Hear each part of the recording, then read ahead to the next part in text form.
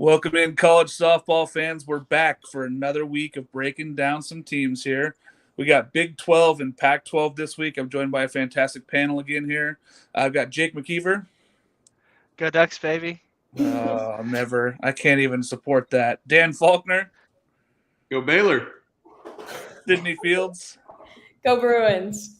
And Gwen Rhodes. Go Cougs. There we go. They're not even on the list today. No, but but it's okay. How's our softball team doing this year? They're undefeated. And I'm, of course, your host, Mark Garland. We're happy to have you guys here again. Big 12, we're going to start off with, and then we're going to go to the Pac-12. If you guys haven't watched the shows previously, we go through, we break down every team. We voted on these ourselves to set up our own rankings for preseason, and this is conference only. This has nothing to do with national rankings. This is just what we feel like they're going to finish in the conference. So we're going to start off here. We're going to start here, go into Big 12 play.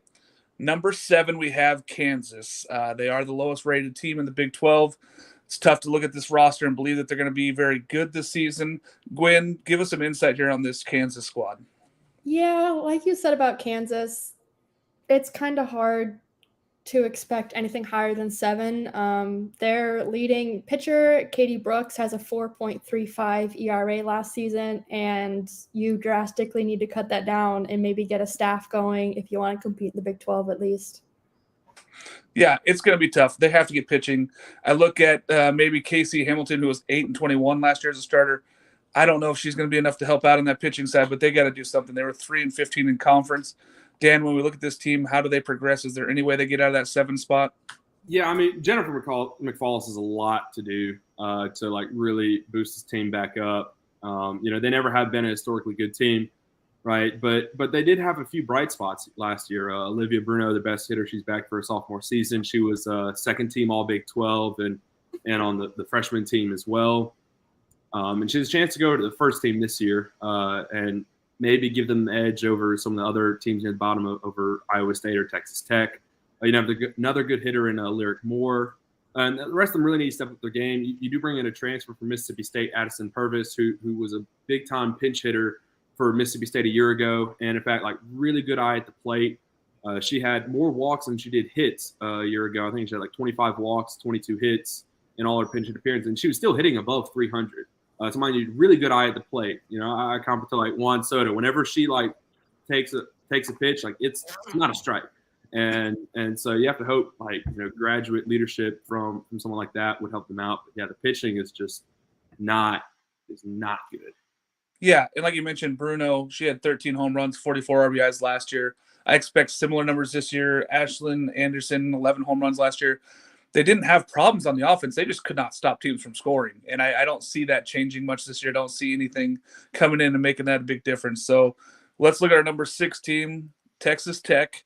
When we look at this team, Jake, I know that you love the Red Raiders, but are they good enough to get above that 6 seed? Are we looking like 6-5 here? I was licking my chops. I actually had them at 7. They looked to grow on kind of a disappointing season last year where they finished near the bottom. They're going to need more from the bottom of their lineup. I think they only had 3 girls hit over 300, which is really disappointing. And not a single one had over double-digit home runs across their whole thing. Yeah. They do return nearly their entire staff, but again, their staff kind of struggled a lot at times and disappeared. So it'll be really interesting to see how Tech kind of falls in. And they are going to be kind of the seller of the Big 12 along with Kansas. I really don't see them kind of jumping up and even surprising any of these teams. Yeah, this is a team that didn't even hit 30 home runs last year in the whole season. That's everybody combined on their whole roster. And you got Ellie Bailey, hit 309, Carson Amio, hit 308. But there wasn't a whole lot going on. Best pitcher, probably Kendall Fritz. But I just don't see a whole lot going on here. Gwen, when we look at this team, is there anything coming in that's going to help these guys get better? I definitely think the new coaching staff will be a big plus for Texas Tech. In the last couple of years, they haven't had the best head coaches or even the best coaching staff for the athletes. And I think, with Craig Schneider coming in, he's a hitting mindset kind of guy. And you also bring in Mackenzie Herzog from Texas A&M. So having her on the pitching staff and having a hitting-minded head coach, I think will really help this team, especially since they lose Peyton Jackson and Ellie Bailey, their top 2 hitters. Yeah, I think that this team is just going to struggle when we look at that. Those not having the 300 hitters. I know they're bringing in Gabrielle Rawls, good outfielder, good speed, but it's just not a lot of pop. They don't have a whole lot going on. Maybe years down the road here, that staff can get some talent coming in, but I don't see it this year. I see Texas Tech being a bottom seller team there with Kansas. Moving on to Iowa State. Sydney, when we look at Iowa State here, what are we taking in? They played a lot of close games last season, but they couldn't finish where they needed to.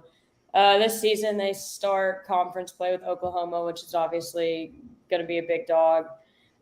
They did keep their best hitter and catcher in Michaela Ramos. She led the team by far with 14 home runs. No one else was in double digits.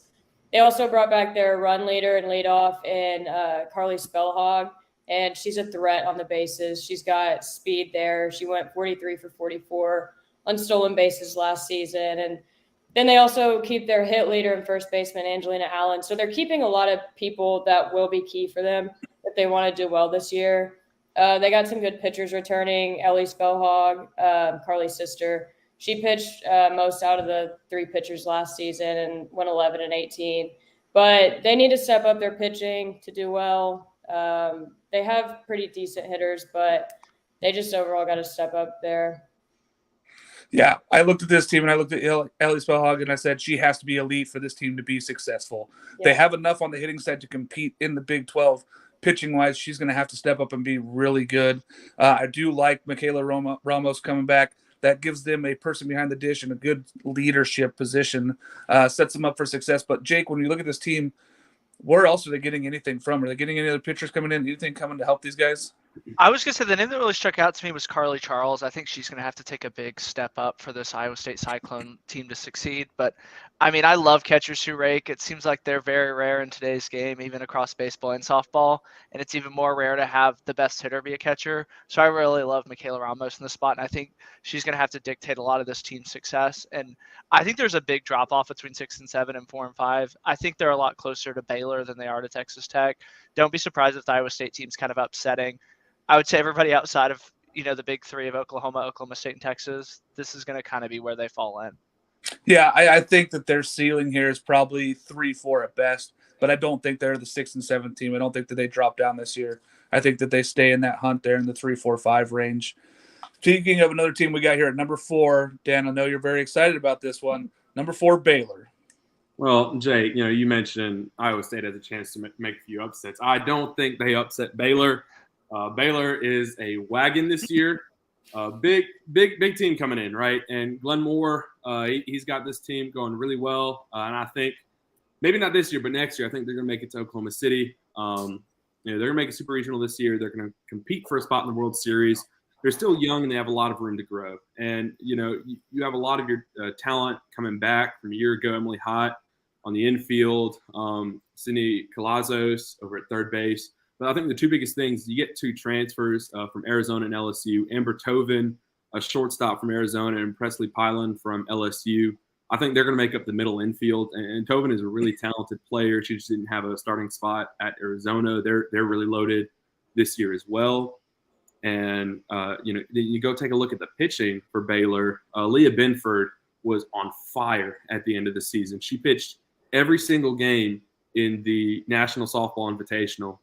So for those of you new to softball, it's like the NIT for basketball, right? So like they didn't make the tournament, but they made the next best thing, and they won the whole thing. In part due to Aaliyah Binford, who is not just a pitcher; she's a 2-way player. And here at College Softball Central, we love 2-way players. Maintain a sub-3 ERA, and really she had it above 3 for most of the season. But as she kept getting better and better throughout the year, kept progressing. She proved herself to be the ace and one of the top pitchers in the Big 12. I expect a lot of big things from Baylor, especially from leadoff hitter Mackenzie Wilson, who had a 4.24 average, 27 stolen bases. She's going to be the tone setter in that lineup, and I expect the rest of them to hit really well and do a lot of good things for Baylor. Yeah, I looked at Darnan, Orme, and Binford. That's a lot of pitching. Is there room for the new freshman coming in, Riley Crandall? I don't know if she's going to have a room to get in there and grow. Sid, when we look at this team here, what do you see from Baylor that maybe we're not picking up on? I think they were a young team last year, and I think they'll benefit from having so much experience returning. Like Dan was saying, they did so well in the NIS and won that championship, and Aaliyah Binford was incredible at the end of the season. So having the people coming back that they really need will help them benefit a lot. And I'm excited to see them. the Hogs play them in Vegas at the beginning of the year, and I'm super excited to watch that. I think they'll be a really fun team to follow as they learn more. I want to see if this team can come together and play like they did at the end of last year. If they can start that way at the beginning of Big 12 play. I'm worried when you play some of these big schools, the Texas, Oklahoma State, Oklahoma's, it's very intimidating. I want to see them come in and compete with those guys, especially on the road. They were not good on the road last year. I want to see a little bit better from them going forward here. Speaking of number 3, Texas, Jake, I know you loved your Longhorns, buddy. So let's get into this Texas talk. What do we see out there? I think that they're going to have to, it's going to be the same thing that they have with baseball, where they're going to have to reload and not kind of rebuild.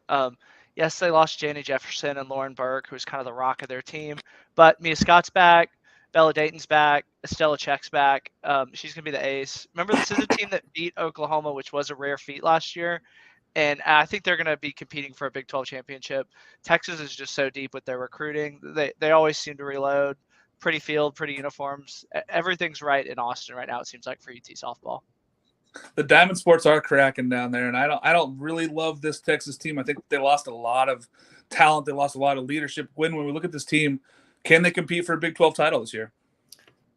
I don't think so. I think it's pretty top heavy with Oklahoma schools, but like you said, Texas is pretty young, especially in the circle. They do have Sophia Simpson, who was on their roster last year, and they bring in Mac Morgan from Arizona State, but they're both sophomores. So you don't have a lot of that experience, and your most experienced pitcher is Estelle Check. Yeah. I just don't know if they can get the outs. Like, they can go in, and I think they're going to be able to score runs. They brought in a very talented freshman class with Reese Atwood at catcher, Leanne Good at infield, and then Vivian Martinez is the number 4 player in the nation coming in there. I think that they have a lot of talent on the offensive side mixed with the remaining talent. I just don't think they're going to be able to get the outs and compete. I think 3 is about the top that they're going to go. I don't think that they jump higher than that. They could be a team that struggles. We can see them down in the 4 or 5 range also this year. It would not surprise me to see Texas drop off a little bit with this lack in the circle, as we're going to call it, until we move forward and see if those guys can actually be good enough to compete at this level. Talking about the Oklahoma schools, we're going to start off with Oklahoma State. Dan, I'm going to let you take this one first. What do we like about Oklahoma State team? Well, I have a few questions about Oklahoma State coming into this year. They're really good last year. They were my team to upset Oklahoma. Obviously, they fell in the semis last year, but a really good season and some good returns. But just like Texas, I think they do have a few questions, which is part of the reason I'm so high on Baylor. Just have to keep throwing them out there. But you have some big-time returns in, Caitlin Carwile and Cheyenne Factor. Biggest return you have is Kelly Maxwell on the circle. Like, she is one of the best pitchers in the country, probably the best pitcher in the Big 12, and let's just say it, the best in the country. You're going to need another pitcher like Morgan Day to compete, and you're going to hope to get better production again out of Kylie Naomi. She's former all Big 12 infielder. She had a really rough season last year hitting, but she really started to figure it out at the end of the season. But the rest of the infield is going to be replaced. And so you could expect some freshman talent to come in. I expect Talon Edwards, one of the top recruits in the country, to find a starting spot on the infield. And, there might be a few other freshmen who find a spot. But yeah, outside of the certified ace in the circle, you do have a few questions around the rest of the team. Yeah, I really like that they tried to go out in the transfer portal. Also, they got Lexi Kilfoyle coming in and going to help in the circle there. I think that that's a big help. That's going to help them immediately. Got hurt last year, but I think that her coming in is going to help them immediately. Jake, when you look at this team, what does Oklahoma State have to do to be the number 1 team? How could they do it? I think they're going to have to compete with their biggest rival, Oklahoma, on and off the field. I think that they really are trying hard to catch them. They did kind of benefit, too, from the Alabama exodus, signing Megan Bloodworth, who was kind of one of their off-the-bench bats. I think she's going to be really good for the Lady Cowgirls. The other one, and like you said earlier, Talon Edwards is just a highly, highly decorated softball athlete, enrolled early at 17. And I think she's going to be just to kind of look ahead, my dark horse for freshman of the year, because I think she's going to find a lot of playing time on this Cowgirls team. Yeah, as much as I say it, the Freshman of the Year award, we'll get into that later, but it is a participation award. The more times you get to play, the better you can succeed and the more stats you can put up. So let's just jump to number 1 here. We know who we're going to have. We know it's Oklahoma. They're going to come out and probably be the number 1 team in the country. It's not really a question. Gwen, when you look at this team, what are they bringing that makes them so rare? I think just the appeal of Oklahoma being Oklahoma is what makes them kind of better than everyone else. But outside of Oklahoma State being transfer U, I think Oklahoma's starting to get that title as well. They bring in Alex Storako, who was outstanding at Michigan. She's now a redshirt senior. You also bring in Sydney Sanders from Arizona State. And behind the plate, you have more than Kinsey Hansen because they do bring in Haley Lee from Texas A&M. Yeah, they have a lot of talent. I mean, let's not kid ourselves. They have the most talent out there. The 8 players that they're going to put out there plus a pitcher, they're going to be the most talented team. Sid, when you look at this team, who stands out? Who's going to be the superstars? I'm really excited to see Sydney Sanders on this team from ASU playing at first base. She had a 4.25 average and 63 RBIs last year. She's a really good hitter. She's a great defender. I'm excited to see what she does. I'm also really excited to see Jordy Ball completely healthy again. She is so much fun to watch, just her like swagger in the circle. And apparently she's hitting now. She backs it up. Yeah, she hit some home runs in their fall series, I'm pretty sure. But I'm really excited to see her. Elena Torres from ASU. They just bring in so many people. I'm excited to see Haley Lee get a chance at a good team because Texas A&M was not it last season. So they have a really hard schedule, 20 NCAA tournament teams scheduled, but they made the postseason every year. Gasso's been there. I don't think that changes anytime soon. No, I think that they just have the talent. They just have a good club. I don't see anybody dealing with that. Kirsten Deal, Jocelyn Erickson coming in, Avery Hodge. Like, they have people that are coming in and making this team even better, which is incredible. I don't see teams really being able to compete with them. I think that they run away with it. Like you hit it. Jordy Ball, if she's healthy, she might be the best player in the country. She might be the best player on this team. So moving forward, I want to see a lot of that. Okay, let's get into it. We know the other side of this. We're going to be doing the fun part here where we get to pick the player of the year, pitcher of the year, freshman of the year, and dark horse. So I'm going to start off here. Dan, who's your player of the year? Yeah, I mean, there's actually a lot of options, mostly on Oklahoma. And one that's pretty easy pick is Tara Jennings. She hit 29 home runs a year ago.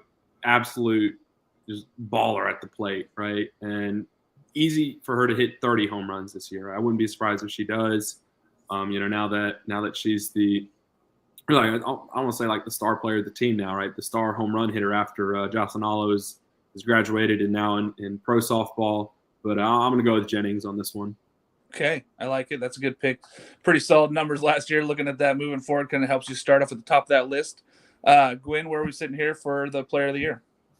I didn't want to go for a complete Oklahoma sweep for all these categories we have, so I have Kylie Naomi for player of the year. I think she's been kind of the best player at Oklahoma State since she's been there, and you said earlier she struggled a bit last year, but it's her final season in Stillwater, and I think she makes the best of it. Yeah, I think she's got to step up for them to be super successful, so that's a good pick. If she is successful, that team could possibly compete with Oklahoma. I still don't think they win the title here, though. Sydney, who you got player of the year? I got Sydney Sanders, won Pac-12 Freshman of the Year last year, won the OU Battle Series in the fall. She had multiple home runs and multiple games with 2 home runs. Like I said earlier, 63 RBIs last year, 21 home runs. I think she has a really good season on this team, and I think she breaks out this year with them. I can definitely see that happening.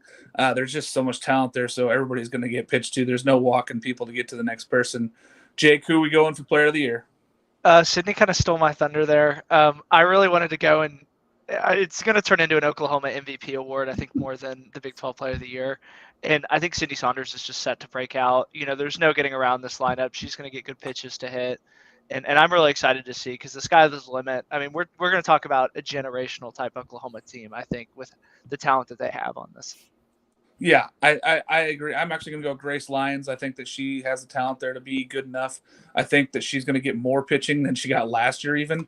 And I think that her sitting in that lineup being kind of the underdog, and all of a sudden you're going to see her numbers are going to pop this year. So that's where I'm going with this one. Pitcher of the year, I'm going to start with you, Jake. I'm going to go reverse order here. Who's your pitcher? This one was really easy for me. Jordy Ball. I think she's going to have a great season. She's going to be the kind of the weight of this team and going to carry them. I'm really excited to see Jordy Ball kind of ball out this year. It's going to be the coming out party, which is kind of weird to say because she's defending her title, but it's going to be, I think, an even better season for her. Yeah, 22-1 last year, but that's tough to beat anything on the mound there. Sydney, who are you going with pitcher of the year? I'm going Lexi Kilfoyle, the Alabama transfer to OSU.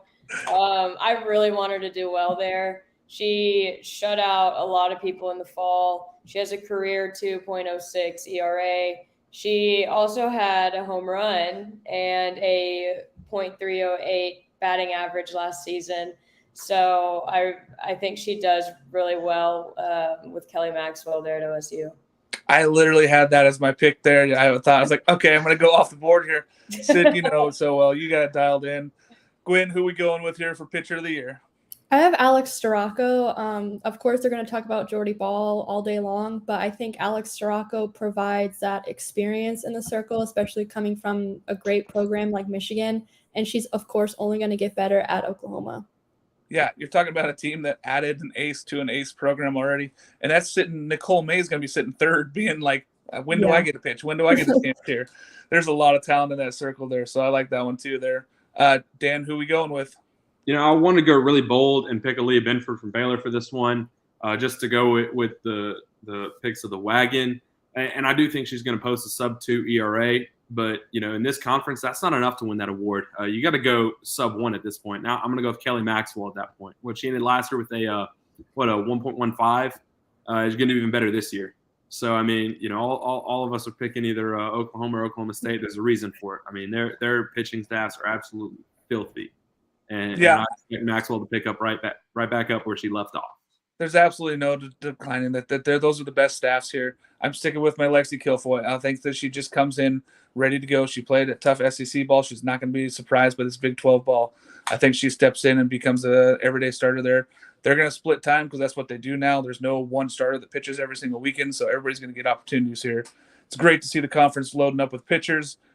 Freshman is a little bit different. Gwen, I'm going to start with you. Who's your freshman of the year?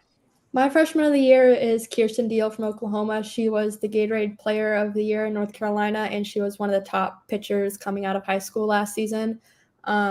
It's hard to fit in, I guess, or stand out at an Oklahoma pitching staff, but, I mean, I think she'll be their third, and I don't think Patty Gasso has any problem with putting a freshman pitcher in the circle.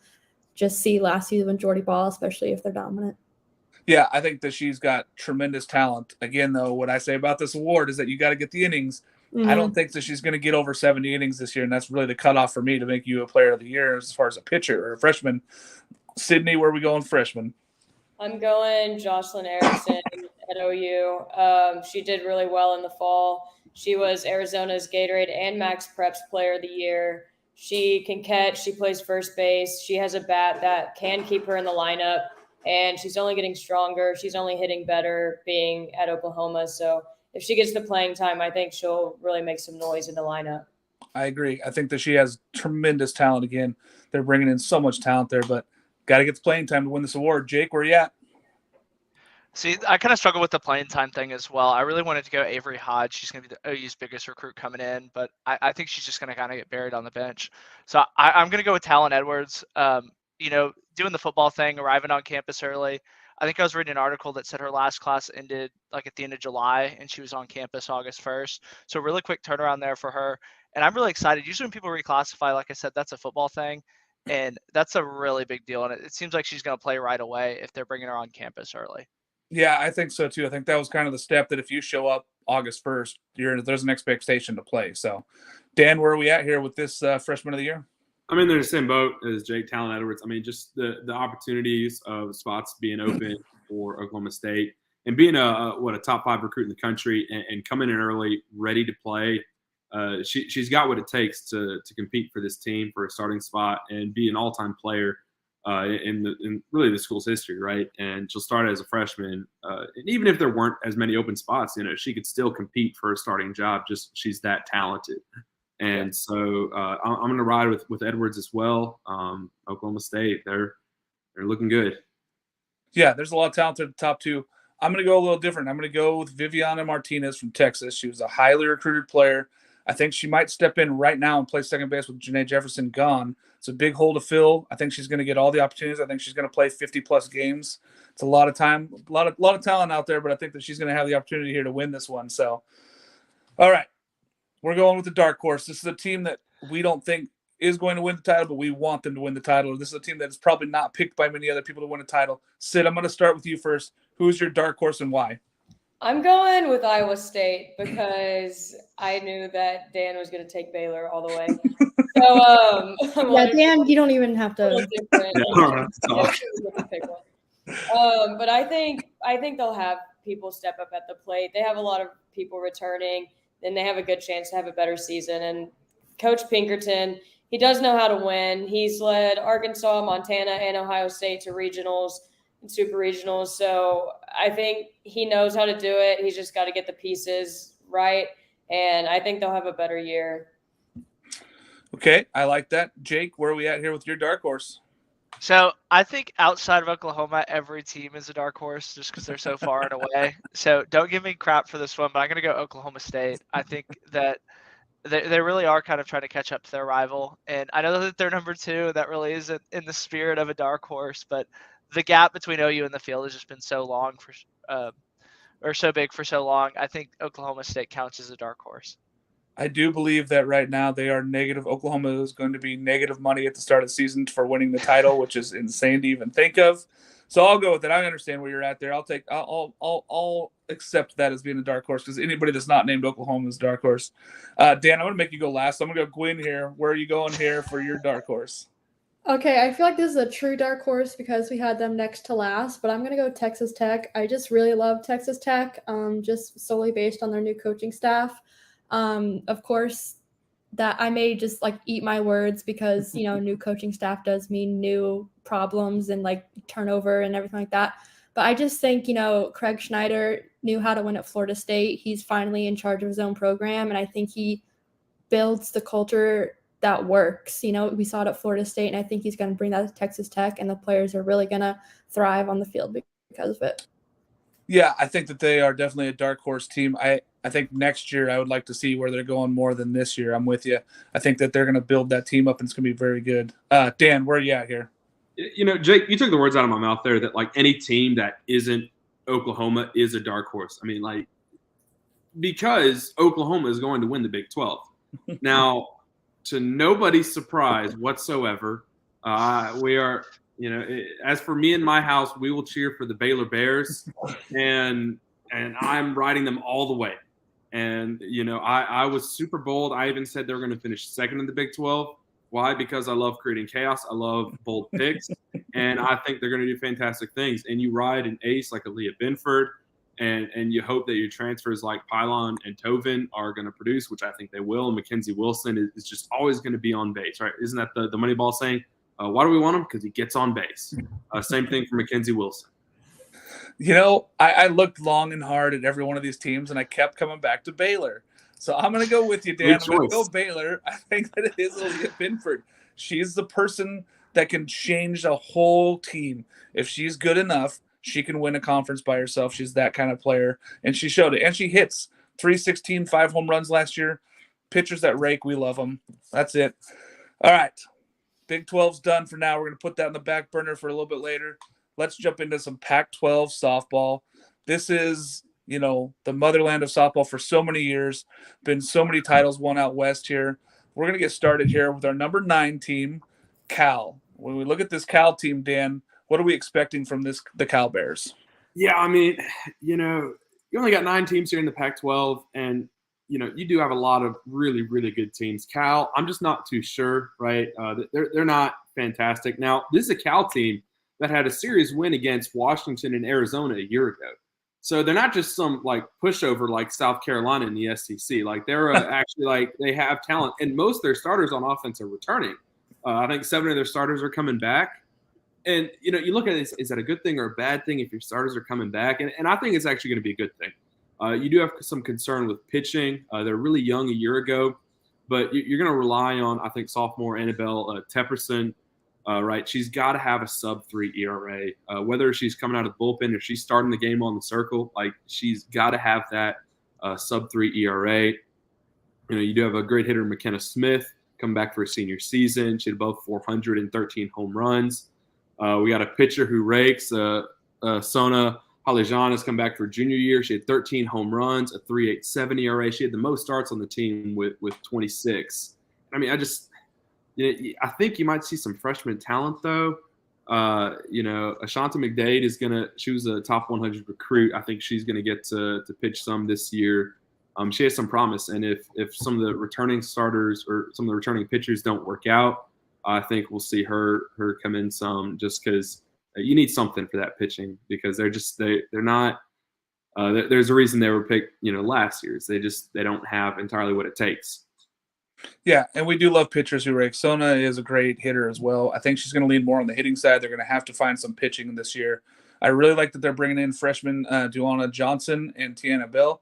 Those are two very talented infielders right now. They're going to help this team. Jake, when you look at this club, can they jump out of the 9, or are they just kind of stuck down there at the bottom of the barrel here in the pack? I'm really excited for this Cal team. I know that Daniel kind of hinted at it, that just because you get talent back doesn't mean you're a good team, but they have so much experience, and they won some of those games that they probably shouldn't have last year. And I know I'm going to butcher the name, so I'll just go with the first name, but I'm super excited about Sonia. I think she's the best two-way player in the whole conference.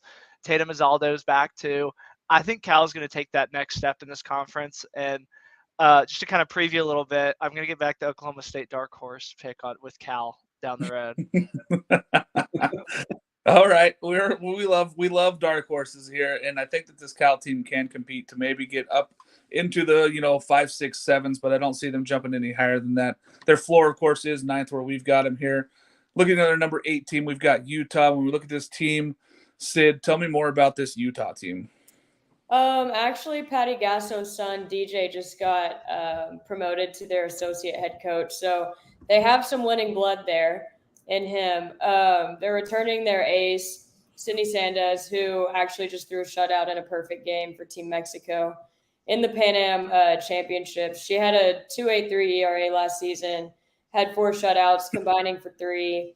They're returning their leading hitters in Haley Denning, Alyssa Bonstrom, Kendall Lundberg, Sophie Jaquez, and Julia Jimenez, and they're all going to be huge for them, having all those guys return. Haley Dunning also led the Pac-12 in steals last season, and Sophie Jaquez led the team in doubles. So I think just with who they're returning, they're going to be a little bit better than last year. They haven't been to a regional in years, since 2017, and they couldn't win a whole lot in the conference last year. But they did have big ones against Washington and UCLA, and they even held Oklahoma to just 2 runs. So they have talent there to win. It's just getting all the pieces together and making it happen. Yeah, this is a very talented conference. So when we're talking about these teams, they would be much higher rated in other conferences. So Utah, we have them at 8, but I think that they have a ton of talent. They got a freshman pitcher, Brooklyn Carrion, coming in. She's going to compete for innings there. She's going to be very talented. That team could be much better than 8th. Let's just, there's just a lot of talent out west here. So we're stuck here with them at 8 right now. When we move to our number 7 team, we got Arizona State. Gwen, when we look at this Arizona State team, they lost a lot in the transfer portal. How do they rebuild? Are they where they need to be for making a run here?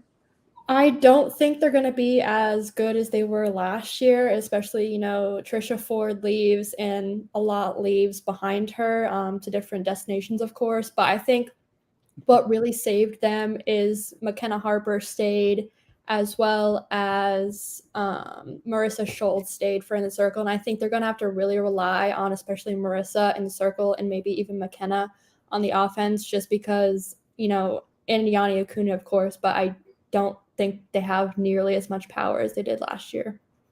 No, they lost a lot of power, but I know when we were talking about this team earlier, Dan, there's a player on this team that you think is going to carry this team. Where are you at with this Arizona State team?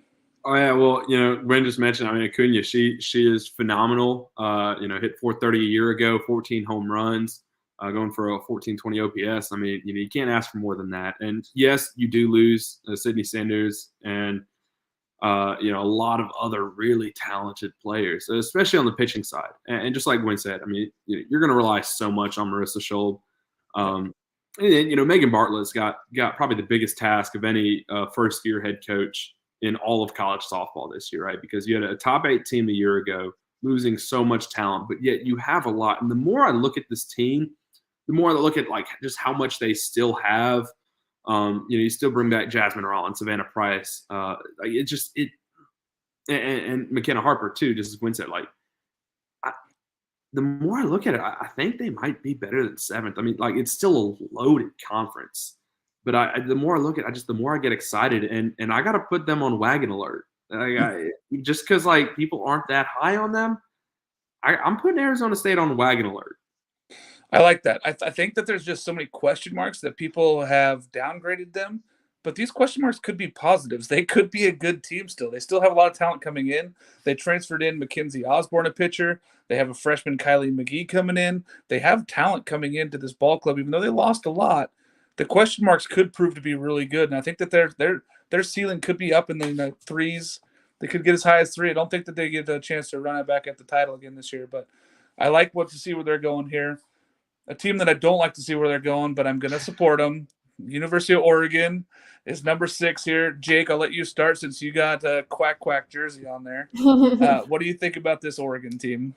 I love everything about this Oregon team. They're playing 6 of the 8 College World Series teams last year. They had the toughest schedule in the country last year. They're running it back. They're playing 29 games against teams that advanced to the NCAA tournament. Mark, don't at me or come for me, but best uniforms, I think, in college softball too as well. They get Hannah Delgado back. KK Humphreys returns. Stevie Hansen will lead the team in the circle. She was only a freshman last year. A lot of people kind of forget that. And I'm really excited for this Oregon team. I know that it's kind of tough to watch your rival go to the College World Series. So I think they're going to be back with a little bit of a chip on their shoulder. Yeah, this team really felt like they should have been better last year. They had times where they swept Oregon State. They looked good all of a sudden, and then they'd come back the next week and just play terrible. I want to see a little bit more consistency from this team. Gwen, when you look at this University of Oregon team, where do they need to step up this year to be better than they were last year? It's kind of hard for me to find a spot, but I think pitching, maybe, you do get Stevie Hansen back, but you lose McKenna Cleathermos to Ole Miss and you lose Jordan Dale to graduation. But they reloaded absolutely in the circle behind Stevie Hansen, getting Morgan Scott from UNC Greensboro and Elise Sokolsky, I believe is how you say her name, from UConn. And just having those experiences in the circle, I think, of course, they're mid-major, but I just think, they already have a year or 2 under their belts. So I think in the circle is going to be where they need to reload. Yeah, I'm excited also for them to get Tara McGowan back. She played 28 games last year, hit 375. Super talented player there. I think that's going to help kind of relieve some of the stress from this pitching staff. But I think you nailed it. Stevie Hansen is going to be much needed in the circle. She's going to have to be great. But she could be that person that they need. The ringing in freshman, Remington Hewitt, who was number 23 nationally ranked. I think that is a lot of talent coming in. I just don't know if their ceiling is as high. I think that their floor is lower than most people. It's not going to be as bad. It's not going to go down to 7 or below. But I just don't see them being able to compete for a national title this year or even being able to compete for a Pac-12 title. Next school that we look at here, Oregon State, one of my favorites, of course. Jake, I'll let you start here with Oregon State since you already had to talk about them as the Oregon side. Tell me about this Oregon State team. I love Frankie Hamani. I think it's always a good sign when your best player comes back. I think that going 2-0 in Oklahoma City, I think they're going to come back with a little bit of fire. And per the Oregon State Athletics, I think she has the best Instagram name of anybody. It's Thugga_Thugga00. So give her a follow. But don't sleep on Kiki Escobar either. She's hit 330 last year. She's back. And like I said, I think it's Oklahoma City or bust for this team. Yeah, I think that they're really excited. I think Laura Berg's got this team moving the right direction. It is an exciting time to be an Oregon State Beaver. Sid, you can join on the bandwagon. I'll let you talk here about these Beavers first here. Yeah, they made a lot of noise last season. They do only lose one player, but that was our girl Mariah. She's going to be a huge loss in the circle and at the plate. But they had one of the youngest rosters in the country, and they're returning a lot of talent. And Frankie is the only senior on this team. So, they have the postseason experience. They know how to get there, and I think they can do it again. They're returning Sarah Hindeges in the circle. She's a freshman last year and earned 4th in the Pac-12 with a 1.72 ERA and was named to the all-freshman team. So I think she'll be great again this year, and we'll really have to take Mariah's spot there. And like Jake said, I love Kiki Escobar. Led the team, 74 hits and 49 runs. I think they only get better from here the next couple years. They have a great coaching staff, and they keep a lot of these guys next year. Yeah, this is still a young team that's building still to be great. It's crazy that they made it as early as they did last year. Mariah was great last year for them, but I think that you're going to see Sarah Hindegas kind of step out of the shadow and be great. I've got her hoodie on right now. I support the Oregon State athletes. So I try to buy my NIL deal, much as I can. But you got players like everybody mentions Frankie Moody. You got Madison Simon had 8 home runs that were really clutch last year. Lacey Campbell, Savannah Watley, Aaron Mendoza. There's a lot of talent. And you got freshmen coming in, Jenna Birch and Shea McDowell. There's just so much talent on this team. It's very young. I just want to see where they go. I think Berg's going to get these guys going the right direction. I don't know if they have enough to compete with the UCLA and Washington this year, but I don't think that they're going to drop off. I think that they're going to be pretty talented. Arizona, Dan, I know that we love this Arizona club. Tell me about this team and why they're ranked in at 4 for us. Well, I got a firsthand experience of just how good Arizona is back in May. They're a really good team, right? And this is Caitlin Lowe's team. She's proven that she's here to stay, and she's going to go down as another fantastic coach in Arizona's history. You're returning 24 home run hitter Allie Skaggs. You have a great. I think Jasmine Perez-Chica is going to do fantastic as a leadoff hitter. She's really well even in the back end of the lineup last year.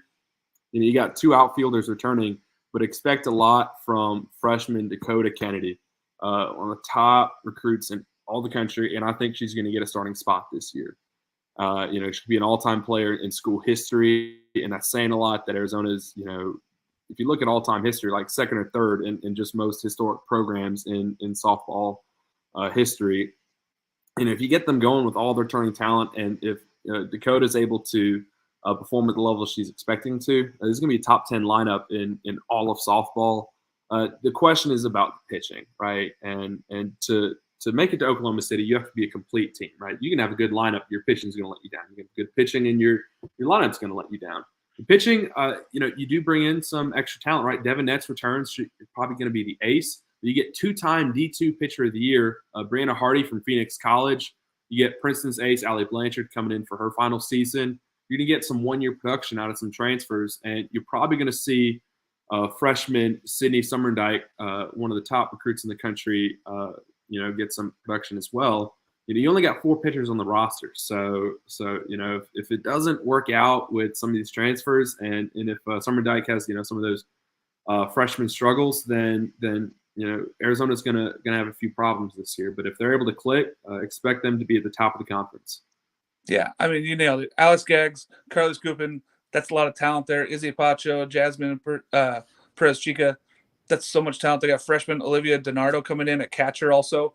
Super talented player there. I think that you're going to see freshman Sydney Summerdike get some time on the mound because there's not a lot of people in front of her that are going to eat up innings, and she has so much arm talent. It's going to be interesting to see how much time she gets out there, but I'm excited for that one as a freshman. She might be a very big key to Arizona's success this year. Gwen, Stanford, I don't get it. We got them at 3. I just don't see how they keep playing small ball and being successful. I don't understand it. I didn't have them at 3, but I know that our overall voting did. What is the Stanford team about? Yeah, I don't really know either. I'm kind of surprised that they're at 3 as well, but maybe I should start submitting my rankings to make it reflect better. I don't know. It's just Sydney stacking them. Yeah, I think if you look at Stanford softball, you truly just think Alana Vaughter, and that's kind of it. I think they kind of shocked the world last season when they took the Tuscaloosa regional, and it was kind of battle for the Pac-12 with them against Oregon State in the Supers. But I think the right team won in Supers last year for Oregon State, and I'm sorry, Stanford, I don't really know how they got there, and I don't know if they can get back there necessarily this year. Yeah, I'm just really surprised when I look at this team, and so many people nationally have them so high. They only had 4 hitters over 300. They don't have much pop. They don't drive the ball out of the ballpark. They play a lot of small ball. When we look at this team, Jake, what are you seeing with Stanford? I was kind of seeing more of the same too. I need to start submitting my rankings too. I guess it's just hard so early because I want everybody to be number 1. But they finished 4th last year in the Pac-12, and they played small ball. I guess they look great doing it. I think it's just the uniform and the name that you just kind of pencil them in there to be at the top. But we're going to find out very, very early how good this Stanford team is. They play Oklahoma and Michigan really early. Look out for Alyssa Houston. I'm not sure how she got out of the state of Arkansas, but I think she's going to be a name to watch too at Stanford. Yeah, I mean, I think a lot of it's going to fall on Alana Vaughter. She threw 227 innings last year. That's going to be a lot there. I know they're bringing in freshman Najari Kennedy and River Mailer. So I just don't see it. I mean, they're going to play small ball. They're going to be successful. Maybe they just hope that they can stay in that Pac-12 hunt. I know that last year it was a lot of the top-tier teams that were beating up on the lower-tier teams. So maybe they just think they can rise to the cream of the crop here. But I don't see it. Number 2, Washington. Now, this one I do see. Dan, when you look at this team, they returned a lot. Can they compete for a title with UCLA? Oh, absolutely. I mean, first of all, you got Bailey Klingler coming back. That's huge. First, one of the best players in all of softball last year, and actually, I think this year, if it weren't for Oklahoma being Oklahoma, I think this would be a really good chance for Washington to win the first title since '09. There's a lot of senior talent in this lineup, and you could even get a few freshmen there. And my favorite is in the outfield, Madison Husky, a perfect name for this school. It fits in just perfectly. And you never know, maybe Sydney Stewart could get a chance to play in the infield. The pitching is going to be a bit fun. You lose your ace, Gabby Plain, but you're going to see some production out of Brooke Nelson and Kelly Lynch. But most importantly, you're getting Arizona State transfer Lindsay Lopez. Posted a 2.12 ERA last year in 112 innings. That's going to be most things. She's going to compete for Pitcher of the Year in the conference. You could even see Ruby Malin, another top recruit freshman, get some time in circle as well. I mean, they're going to have a really good pitching staff, really good lineup. And I said this earlier, like, to make it to OKC, you got to be complete. And I think Washington looks more complete than they did a year ago. And I think that's why they have a really good chance to I think their floor might be 2 in the conference. And they could easily finish first as well ahead of UCLA. Yeah, I had them at a coin flip. I really didn't know between UCLA and Washington. I think both these clubs return a lot. They're very good. Jake, when you look at this team, how good can they be? What do you think here? I think the sky's the limit. And like Daniel said, if Oklahoma just, had like a big COVID outbreak, and we're kind of past that, and couldn't play, you could maybe consider Washington. But, I mean, they just have a picturesque setting up there in Seattle, right there on the water between the football stadium. They're going to be, I think, a very popular team for ESPN to kind of pick up on and give this underdog story, which is going to be weird to say because they have so much talent returning.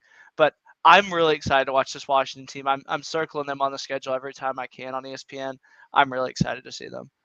I got to tell you, if you guys have not been up there for a game at Washington, it is unbelievable to watch a game there, right in the Sound. It's pretty. It's great to watch games there. I think that this team is very talented, like you guys named. A lot of talent. But Sammy Reynolds is a back player.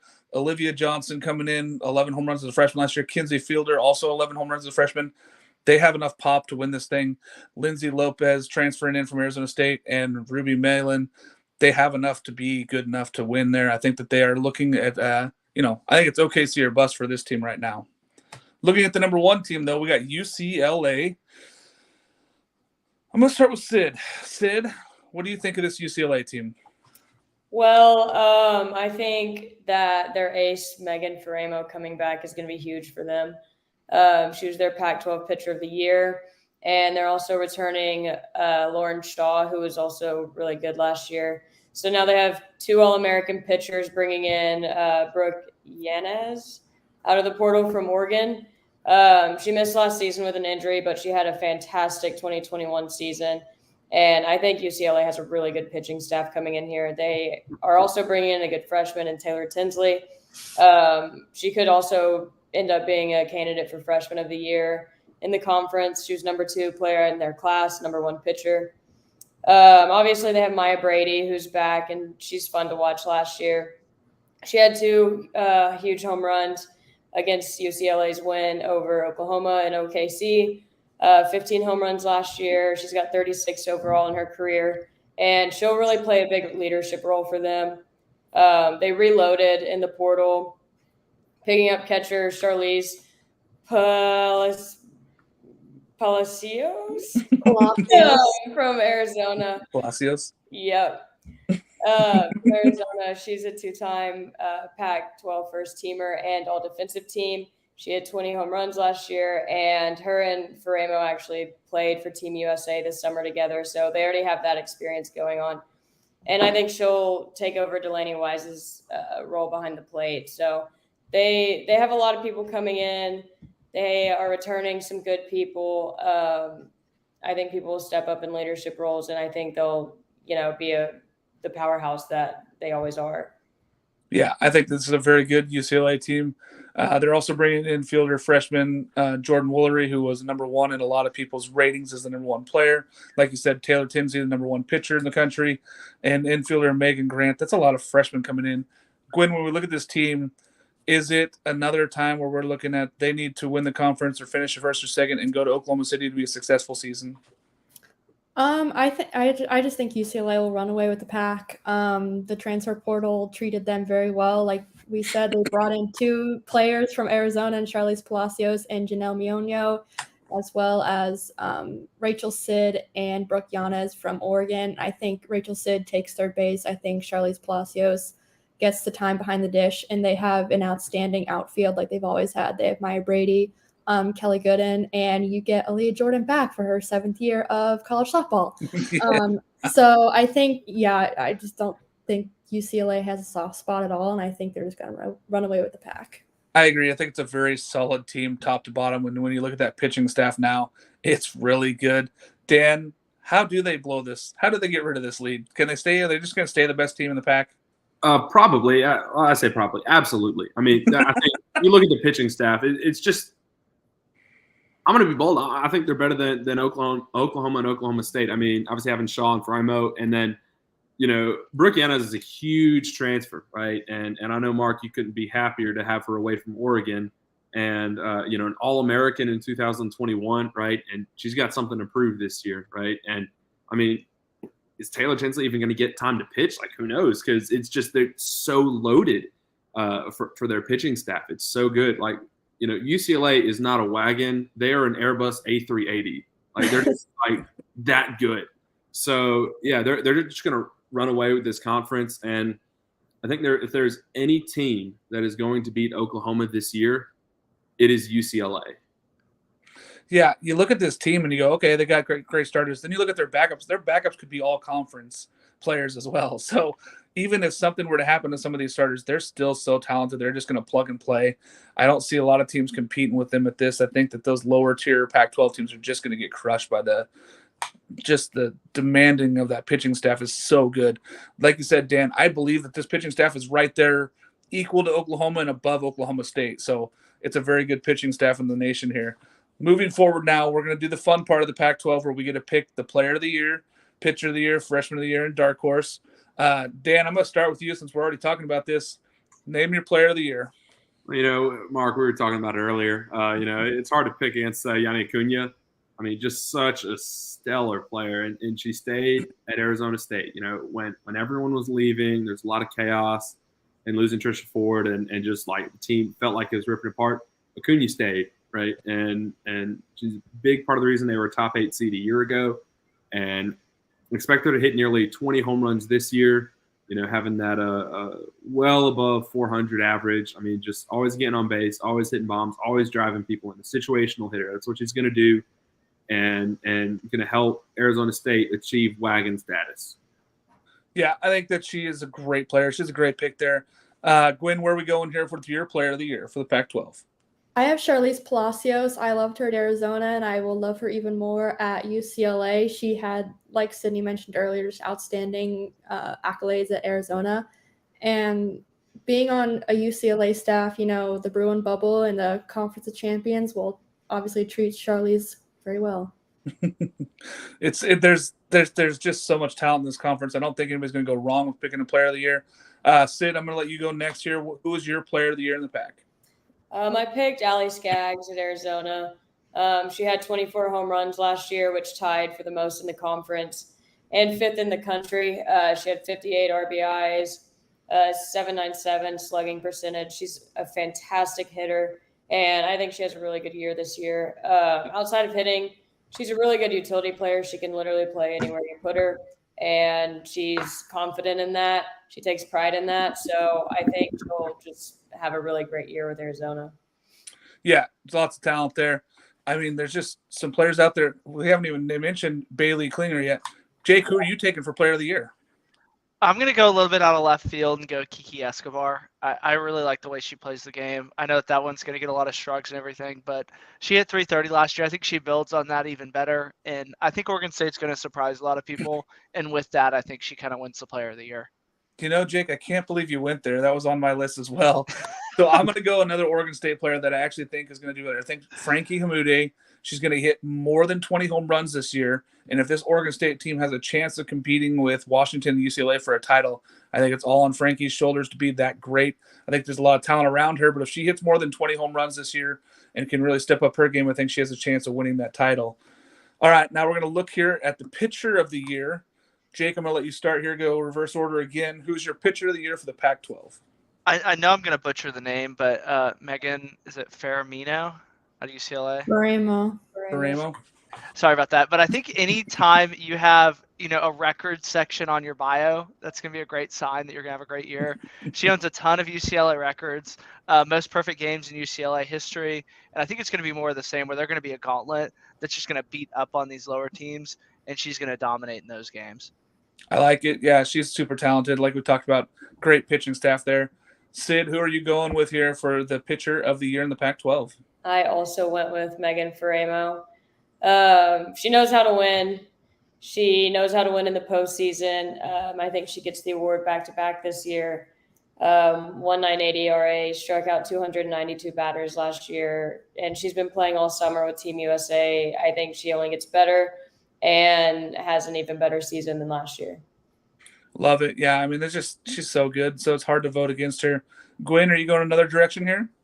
Yeah, I'm going across Washington from where I am in Pullman to Seattle, and I'm going Lindsay Lopez. I think she was outstanding at Arizona State her freshman year. She was a 1-2 punch with Allison Royalty. Then last year she kind of got lost in the mix a little bit because they expanded their pitching staff, and I think, with Gabby Plain being gone, they need an ace, and I don't know if Kelly Lynch is necessarily up to that standard right now. She could be. She could provide a 1-2 punch, but I think Lindsay Lopez is their ace for Washington. She's going to do great and become the Pac-12 pitcher of the year. I love it. I think that she's got tremendous upside, especially coming in here, getting the ball and being the ace there. If she is successful, that team can ride and be just as good as UCLA. Dan, who is your pitcher of the year? And, I had three names just to keep some variety of, who we had. And first one was Megan Faremo. Second one was Lindsay Lopez. I'm going to go with my third one because I think all three of these pitchers can have phenomenal years. And now, because of reasons, I'm going to say she's going to have the best one. Marissa Scholl is out of Arizona State, right? So I'm going to Arizona State Player of the Year awards, but having a 2.09 ERA, and it was only 87 innings. Obviously, due to lack of depth, she's going to have way more innings than she did a year ago, right? Because really your next best option is either going to be Deborah Jones, transfer from Ball State, or freshman Kylie McGee. I'm not as high on Mackenzie Osborne or Mackenzie Brown, the two other transfers. I just not as high. But Marissa Scholl, she's going to get most of those innings this year, and I think she's going to dominate sub-2 ERA. Another reason that Arizona is going to achieve wagon status. I love it. I feel like I'm going homer again here because I'm going to go another Oregon State player, Sarah Hindiguez. She gets the ball all herself this year. She split time last year with a terrific talent who's on Team USA now, and Mariah Mizon. So you're looking at a player who had a sub-2 ERA last year, came in some of the biggest situations at the World Series and in the regionals. I think that she's going to step up and be the best player on that team. I look forward to her really being an ace and showing everybody in the country that she can be good enough to be the player of the year on the staff here. So I'm going to go Sarah Hindiguez. Love it at Oregon State. Freshman of the year here. I'm going to start with you, Gwen. Who is your freshman of the year in the Pac-12?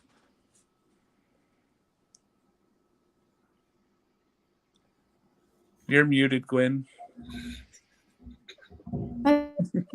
Oh, still muted. Now you're on mute. There we go. Yeah, okay, there we go. I'm going Ruby Malin for the third time. From Washington, she was the Max Preps Player of the Year and Nebraska Gatorade Player of the Year, and Washington hasn't necessarily had a deep pitching staff in the past, and I think that's kind of where they faulted.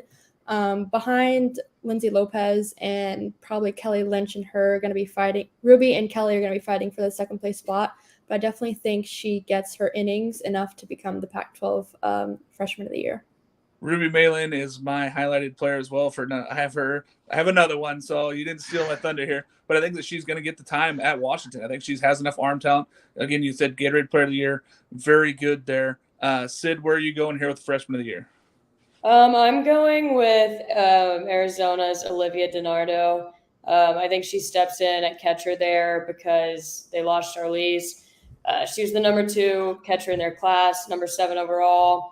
I think she gets a ton of playing time behind the dish. She had a .606 batting average last season in high school, which is just crazy. So I think with her bat and just her ability at catcher, I think she's going to do really well. Yeah, that's a great pick. I think I had her very high as well. Dan, who are you looking at for Freshman of the Year? Yeah, I'm stuck between 2 names, Megan Grant at UCLA or Dakota Kennedy at Arizona, and I'm going to give the edge to Dakota Kennedy here. I mean, just with the depth at UCLA and how good they were in the transfer portal, like I don't know if Megan Grant will have a starting spot. I could be wrong. She could be day 1 starter. But I just Dakota Kennedy, the number 1 outfielder recruit in the country, and just star player. And I think she'll go down as one of the best players in school history. And that's saying something for Arizona. So I think Dakota Kennedy, she's going to dominate this year. She's going to get a starting outfield spot, and Arizona's going to look really good with Kennedy leading the way. Yeah, true 5-tool player. She's got pop. She's got star written all over her. I like that pick there. Jake, who are you going here with the Freshman of the Year? I'm going with the UCLA person. That's kind of an unpopular opinion because I'm not sure how much playing time she's going to get. But Jordan Woolery, she's been committed since UCLA since she was in 8th grade. And she's waited a long time to get on campus, and I think she's just chomping at the bit to get out there and win a starting spot. But that's going to be my pick, top recruit. Like I said, she's been committed since 8th grade. That's a long time. Yeah, I was super high on her. She was on my list as well, so I'm going to go Megan Grant there at UCLA. The thing is playing time. I don't know how much these 2 freshmen are going to get a chance to be on the field with all that talent out there. But if they do play, they should have shown that they could be the best players on those teams. Looking here at a dark horse. Now, Jake, I'm going to let you start us up here. Who's your dark horse? You gave us a little hint that it's a little bit better than the last one. I'm going to go with Cal. I know that Cal's 9th, but they returned a ton of talent back. I think they're only up from here, and they're going to have kind of an A&M football vibe where it's only up. They're going to have a ton of talent coming back. I'm really excited to see where the Cal team kind of falls in. So you haven't been watching A&M football? Is that what I'm hearing? No, they're bad, but they're young. That's what I said. They're getting a lot of talent back next year. Okay. Sydney, where are we at here with your I'm going with Mark's Oregon State Beavers there. I just think that they have an incredible coaching staff. They have so many people that have the experience, the postseason experience, the Oklahoma City experience. I think they have motivation and they want to bite at that again. And so I think they do really well in the conference this year. Yeah, I love Oregon State this year. I actually wrote Oregon State too good to be a dark horse on my list, so I am not taking them. But Dan, who is your dark horse? Oh man, I'm gonna go with Arizona State. Right, everyone's counting them out. All the national media is counting them out. Well, not me. If I count as national media, then I am not.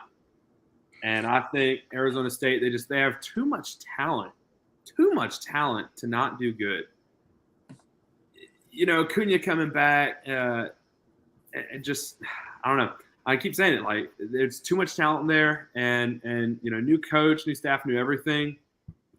Expect them. They could find a way to slip in the top 5 of the conference, and finishing top 5 of the conference here is like no small feat. This is a really, really good conference. Top 5 of the conference means you're hosting a regional. Typically, that's what it has meant being on the West Coast. I can't believe you took Arizona State. That was my pick as well. But I'm going to go to Gwen next year. Mark. We just think too much alike, Dan. We're just too much in sync right now. Gwen, who is your dark horse? I'm also going with the Beavs. we've talked a lot about what they return, but I don't think we talked enough about the transfers they bring in. They only bring in like 2 or 3, but they bring in Abby Dorr from Alabama, who was a catcher, and Carson Sabi from Florida State, who played the infield, and both of them didn't really get a lot of time, and they're both from the West Coast and wanted to go home, and they found a home in Oregon State, and I think they're going to do really well. They're going to get a lot more playing time than they did at their previous 2 schools.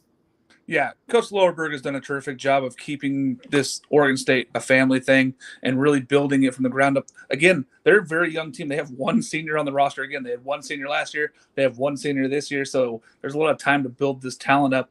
I did say that OSU is too good to be a dark horse. I wrote that on my list. So I'm taking Arizona State. I feel like everybody has put Arizona State down. They put them down in this box where they believe that they're not going to get out of. I think this team is good enough to compete. I don't know if they can win the title, but I'm going to put them as my dark horse. I think that they're good enough to compete. We're done with all these questions. We're going to get into some more directed questions that I wrote out for these guys. I wanted to ask them direct questions about individual teams. Sydney, I'm going to start with you. Does Oklahoma State have enough to run it back to OKC? I think they do. I think they have a lot. I'm really excited to watch them this year and follow them. They were fun to watch last year. I think they'll be really fun to watch this year. And I think they did really well in the portal. They returned Kelly Maxwell, as we know, who was so dominant in the circle last season and had multiple All-American honors and was the Big 12 co-pitcher of the year with Jordy Ball. She has a 1.45 ERA, and then also adding Lexi Kilfoyle, who I had as my pitcher of the year. They also picked up sophomore Megan Bloodworth, who we don't talk about enough. She's from Alabama, had 7 home runs, 30 RBIs, great defender over in the middle infield. Losing some starters in the portal, outfielder Carly Petty, Brianna Evans, Avery Hobson is going to hit them pretty hard, I think. But they do return some really good hitters. And I think they're just one of the top teams in the country. I think they definitely make it back to OKC. And I think they even give OU a little run for their money in the conference. I love it. I will say it is hard to run it back-to-back years without a stud pitcher, but they have that. So I think that they're going to be right where they need to be. Dan, I know you're really excited about this next team.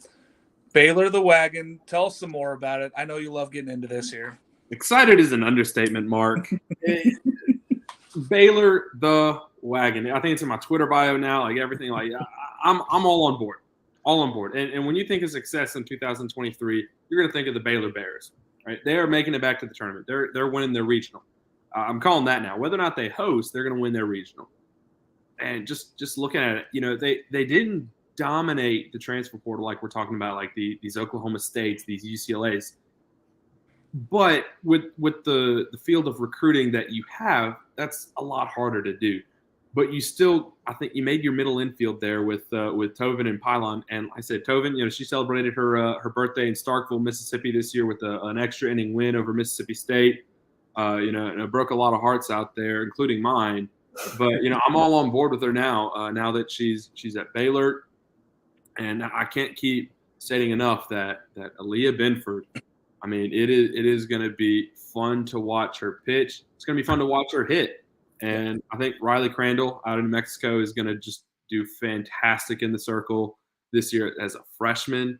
It's just, it's exciting. You know, it gets you excited for February. You know, there's not a whole lot to be excited for February except for the start of softball season. And let me just say, I think we're all excited. I'm a little more excited than most just because I'm not normally a Baylor fan. But in 2023, I'm riding the wagon, and I hope a lot of people join me.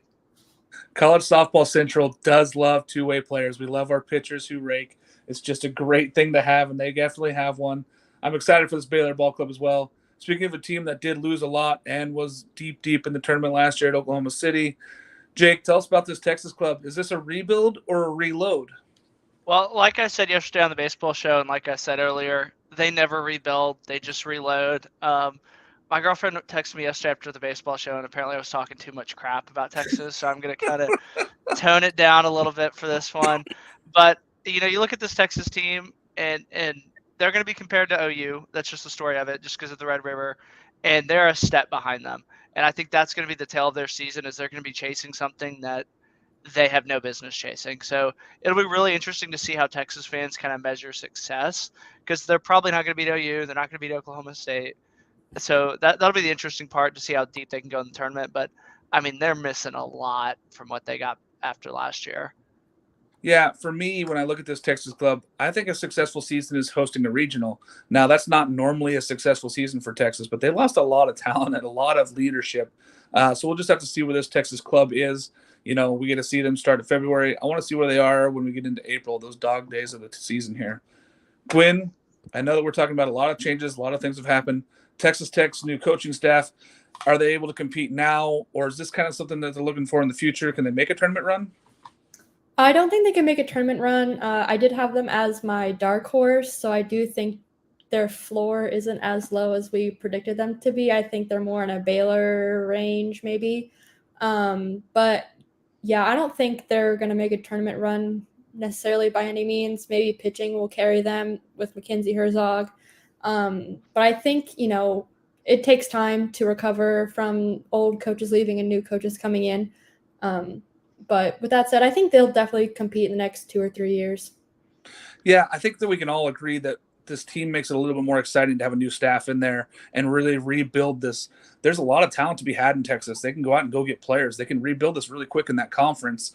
It's just got to have the right mindset, and I feel like they do. They're set up. They're setting their team up for success. They want them to be good. They want them to be good student athletes. So I like what they're doing over there. Speaking of great student athletes and great coaching, Sydney, I trust you. I'm going to let you take my Oregon State Beavers. Does Coach Lorberg have enough to compete for a Pac-12 title this year? I don't know about this year, but I think very, very soon. Coach Berg and her staff are really, really good. They won the NFCA Regional Coaching Staff of the Year over there. And like I said before, I think they have a really bright future with their roster and their coaching staff. I think they have a ton of talent that's stuck around and that are coming in, and they have postseason experience. They know what it takes. They picked up a experienced catcher from the portal and Abby Dewar. She's played and hit well in the Women's College World Series before, so she definitely has that experience. I think they have the motivation after making it to OKC last year to keep going and really, really compete in the Pac-12 this year. Yeah, I really do love it. I think that being in Corvallis, when you go down to those games, it really does feel like a family fun atmosphere. That team really wants to compete every single day. They compete in practice. I'm really excited to see what these Beavers can do moving forward. Jake, I'm going to go to you here with this one. UCLA has a very polished roster. Are they the favorites out west? Are they the favorites maybe to beat everybody except for Oklahoma? I would say they're going to be number 2, defending it right there with Oklahoma. There's a big gap between, I think, them and Oklahoma. I know Daniel said that there wasn't a big gap, but there just is. But there's an even, I think, wider gap between UCLA and Washington. They're the favorites. They have their ace back. They got a ton of talent. They got freshmen. They got experience. They got a rabid fan base. I'm really excited because I think the sky's the limit for this UCLA team going forward. Yeah, they're going to be the class of the Pac-12. They're probably going to be the best team, west. I'll have to check on my geography, but I think west of like Dallas. They're going to be legit, and I'm excited to see this UCLA team because, man, that blue and yellow just pops. They might be the most talented team west of Norman. We'll just say that, so we stay away from Oklahoma. Make sure we don't miss that one at all. You could probably say Waco. I think that's west of Norman also.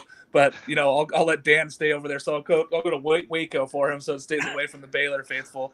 I do think that this UCLA team is very good out west. I want to see them meld together and be the talent that they think that they can be, because I would love to see a Pac-12 team compete with the Big 12 here.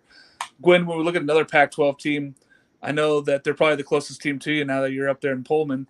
Washington returns a lot of top-end talent, and they brought in some recruits. Do they have enough to get over the loss at Texas last year at home and make it to OKC this year? I don't know if they make it to OKC necessarily, but I think if you're Washington, the standard has always been don't think about last year's last loss or whatever. They're just going to return to Washington of normal. They return most of the players who played 75% of their games last season. They only lose Jen Cummings to South Carolina. But obviously the biggest key is Bailey Klingler. She's practically all over the field, I feel like, for Washington. So I think just behind her and Sammy Reynolds and, Kinsey Fiedler, they return to Washington of normal and hopefully get a little bit farther in the postseason this year. I felt like every time I was turning on a Washington game last year, Bailey Klinger was doing something good. She was hitting the ball in the gap. She was hitting a home run. She was standing on base. It was incredible. I do look forward to that. That was a great series against Texas last year. I know we got to see them on, I think it was Monday. It was awesome. It was like the last game left. The winner was going to OKC. So I'm excited to see what this team can do. I think that they have so much talent coming back that they're going to be very good. Dan, I know that we've talked about the love that you have for all California Diamond sports. We know you want to be out west with us. Is Stanford taking steps to compete for a title, or are they just false hope?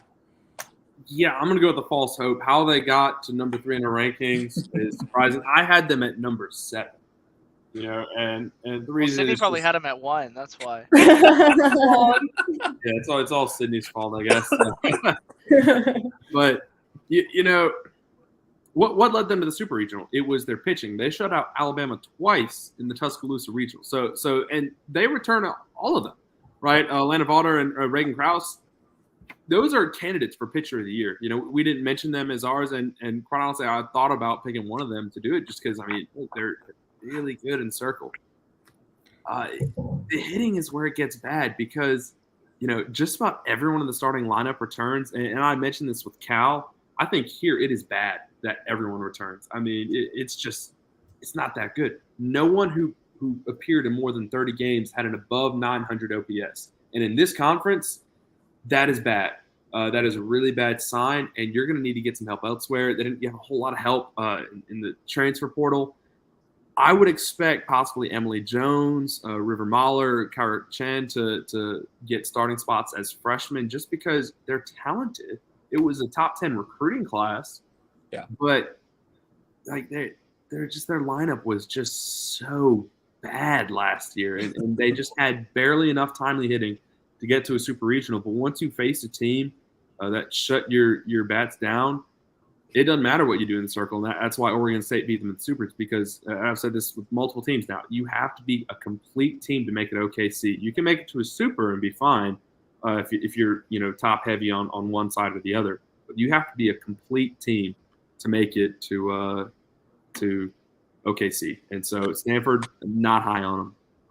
Yeah, I just don't see them being the team that kind of makes that run. I think that they just compete and they do the small things so well, and they don't make a lot of mistakes fielding-wise. They had a very high fielding percentage last year. That kept them in a lot of ball games. That with Vaughter being on the mound really set them up for success. 227 innings is a lot of innings pitched. I don't know if her arm can take that again, but she's going to come out and try to give him a shot again. I just don't see the way Stanford plays ball being successful, especially like you said, in those weekend series, maybe. But when you're talking about a win or go home game, that's very tough when you don't have the hitting to compete. All right. We're going to go into our last set of questions here, guys. I want each of you to tell me the number of Big 12 teams that are going to make it into OKC, and then we're going to follow that with the Pac-12. But we're going to start with Big 12. Jake, how many Big 12 teams make it to Oklahoma City? 3. Obviously, OU, I think Okie State, and then Texas are going to be my 3. Okay. Sydney? 2, Oklahoma and Oklahoma State. Gwen? I'm going to Oklahoma and Oklahoma State. Dan? Keeping the trend, 2, both Oklahoma teams. I think my Baylor Bears get a winner go home game, but knowing their luck, they'd be playing like Oklahoma State and lose. So, it happens. They'll be back in 2024. Don't worry. I'm going to go with Jake here. I think the 3. I think Texas sneaks in. I think somehow that they get good enough and they always get the scheduling. They get a good schedule. They get to play somewhere where it's easier. Playing at Washington was not easy, but they did win through that one. I'm going to go 3. All right. Pac-12 teams. Dan, how many Pac-12 teams are going to make it to OKC? Yeah, picking this one was a lot harder because I was like, all right, I picked 2 for Big 12. Do I pick 3 here because I picked 2? And I think my guaranteed picks, I'm going to say guaranteed, are obviously UCLA and Washington. And then I think sneaking back in is Arizona. So you got 3. Okay. Gwen? I'm going to go 2. I'm going to go UCLA, and I think Arizona State gets hot at the right time, and they go to OKC. Just backing up mine and Dan's pick for the dark horse there. We love that. Love it. Feeling good over here. Sydney, where are we going? How many Pac-12 teams? I'm gonna go 2. I'm gonna go UCLA and Washington. Jake? I'm going to go 2. I'm going to go UCLA and Oregon State.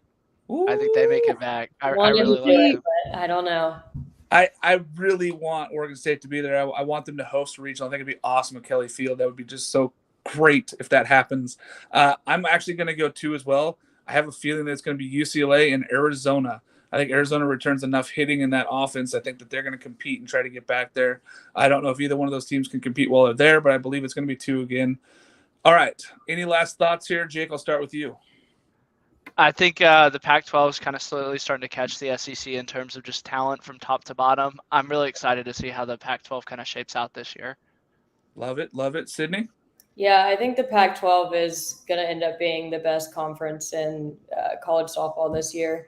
It'll be exciting to watch. I'm excited to watch the top 2 Big 12 teams, and it's going to be a fun year. Yeah, I think the Big 12, when we look at it, it's just a lot more top-heavy than the Pac-12. The Pac-12 is 1 through 9. We're talking about California could be the 4th team in the Big 12. Gwen, where are we looking at here? What's your final thoughts? I'm going to echo all those thoughts and say I love the Pac-12. I really hope Utah has a good season. I don't think they deserve to be dead last or second to last or whatever they have. I think they're better than Stanford, and I hope they prove that to me. Yeah, I think that Utah team, Utah and Cal, they both have so much returning. They could be good. I just don't know where to rank those teams that were anywhere from Oregon down, 6 and down. Dan, what's your final thoughts here? I love the Big 12 in all sports, especially Baylor. I wish Kansas would be more competitive, but I know they won't be, but that's okay. They got a few more years. They'll figure it out. Pac-12, don't like them in football. Sorry, Mark. But I love them in diamond sports. I love the West Coast diamond sports. Like they'll be the reason I move out west one day, just for the diamond sports out there. And super bold pick, but actually, no, never mind. I thought about picking UCLA to win the national championship, but it's Oklahoma. it's early for that. Let's settle on into. We'll save that for when OU loses a random game in April. I just don't. I love being out here in Oregon. I love being here in the Valley. I don't know how we have such good diamond sports when it's 39 and rainy all the way through February, but somehow we do it. It's outstanding. I appreciate everybody coming on and watching the show. Again, give us a like, give us a follow. Go follow College Softball Central. Go follow at the Weekend Rotation as well. We have all of our Twitter handles on here. Jake McKeever, Sydney Fields, Quinn Rhodes, Dan Faulkner. Thanks for joining us, guys. I've been Mark Garland. Thanks for having us.